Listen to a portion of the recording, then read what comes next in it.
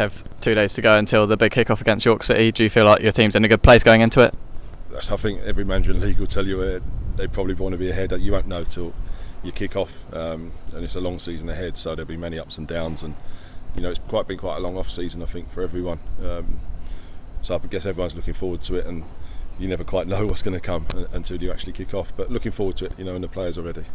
Of course, plenty of work's gone in over the pre-season schedule, and the first game's always a good sort of marker of that work, and then you can take that forward into the rest of the season, can't you? Yeah, no, I think it's I don't know, marker for the rest of the season. It's the first game that after quite a while out, that everyone's looking forward to, and with the club and what's gone on over the summer, there's so much optimism around the place. But I think it's important to remember that it's building a football club for the long term as well as just now, and there's so much good work going on behind the scenes, and still so much to do.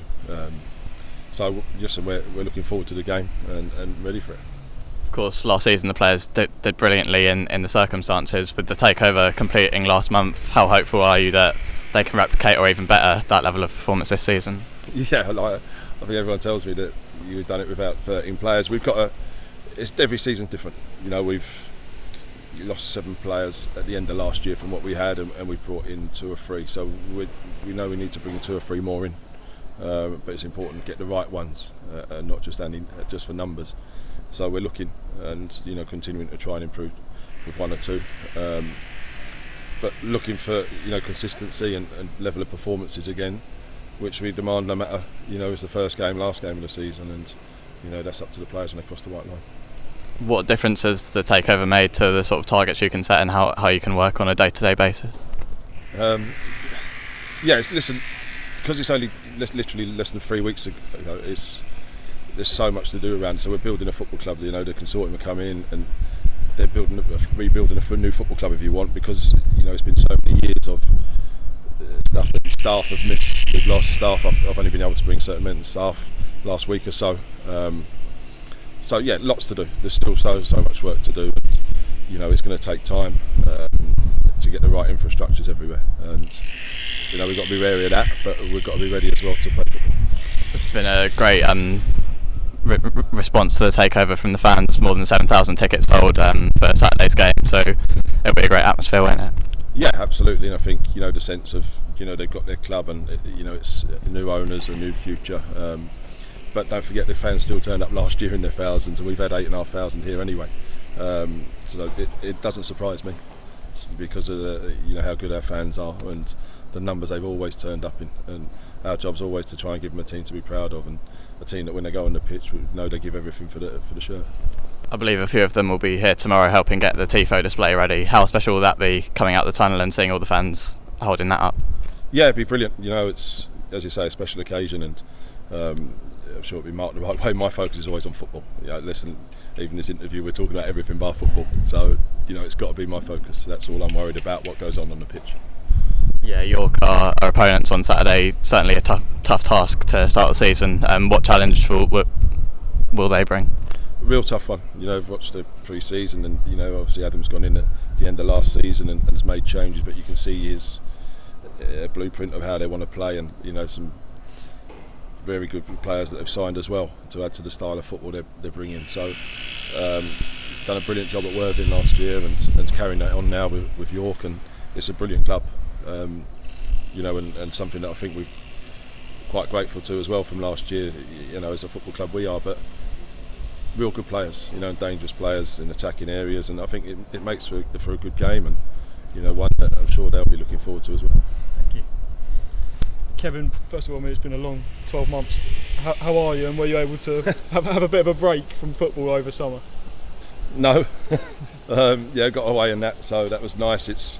I think for everyone, if you surround the club and what happened during the summer, it's the uncertainty which probably made it hard for everyone, and that was no different for myself.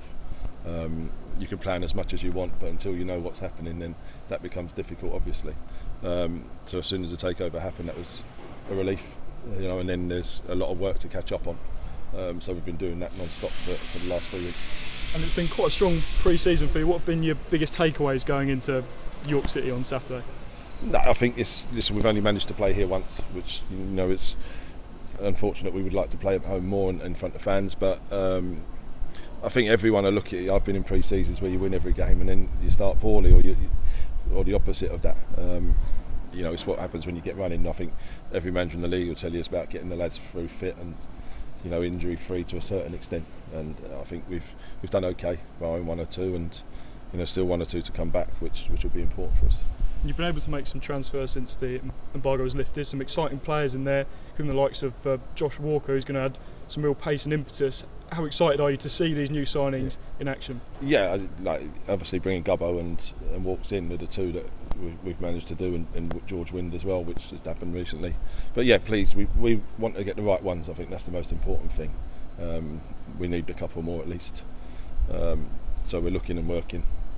But delighted with Walks, how he's been. We knew what we'd get.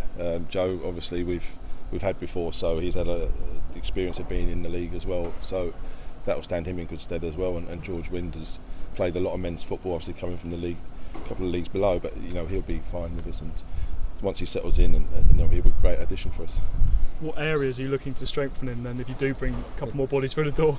Without giving it, it's pretty obvious. We need competition for Colin, and then obviously attacking areas is probably the areas we're looking at, which I think it doesn't take a rocket science to work out, but we're working hard and we're trying to get one or two things done.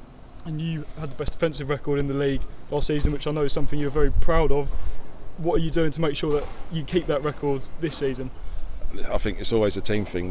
You've got to defend from the front, and the rest of the team follow on from that. There'll be principles we work to all the time, but it's bedding in the players that have come in and making sure the standards are kept where they are. But it's always a team effort defensively, and same with attacking wise. I think we've scored more goals last year than we did the year before, and so on. So that's an improvement. We just want to keep improving, and get to where we really want to be. And not there yet, but I'm sure we'll get there.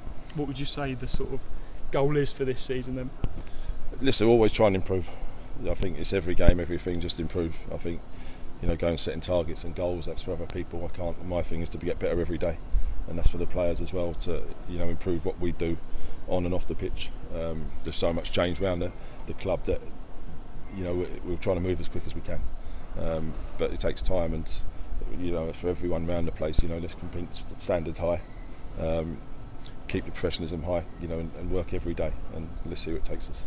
Is there almost more pressure this season because the takeover has been completed and people are now going to start focusing on the football more? No, we've never not focused on the football. I think that will never change. My demands are always 3 o'clock on a Saturday or a Tuesday evening or whenever the football is. And that will never change. I think one of the things from last year, was that despite everything going wrong, we treated everyone the same. With demands were still the same. Whether we had 13 players or whatever we had. So that's no different this year. Cheers, Kev. Thank you. How are Adam Crowther and Noor Hassin? Yeah, Adam Crowther's joined in a bit of training this week, which is good, and Noor's done non-contact. So progressing, which is good news. Is Saturday be too soon for them maybe? Or? There's every chance it'll be too soon, yeah.